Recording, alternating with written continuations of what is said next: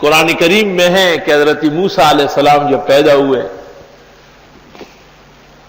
یہ وہ زمانہ تھا کہ فرعون کو نجومیوں نے ایک خواب کی تعبیر دی تھی کہ اسرائیل میں ایک بچہ پیدا ہوگا اور وہ تیری حکومت مصر تس نس کر دے گا، تہو بالا کر دے گا۔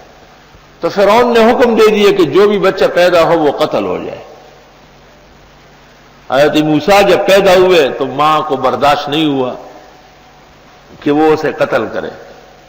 اللہ نے اس کے دل میں یہ بات ڈالی کہ اس کو کپڑے میں لپیٹو اور بکس میں رکھو اور بکس بند کر کے دریا میں چھوڑو۔ خیر لمبا قصہ ہے سورۃ طٰہٰ اور قصص میں۔ اب وہ صندوق جس میں حضرت موسیٰ ہیں وہ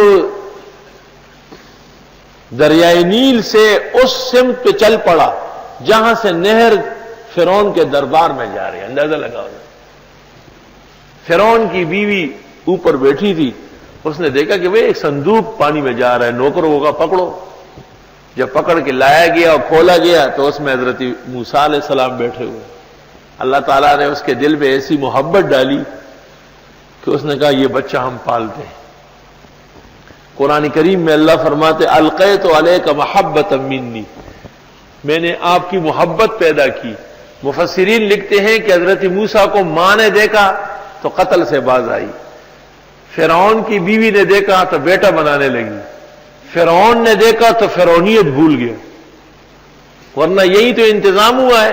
اتنی عقل اس کی نہیں تھی کہ یہ انہی بچوں میں سے کوئی ہوگا جو میری سلطنت کو تس نس کر دے گا۔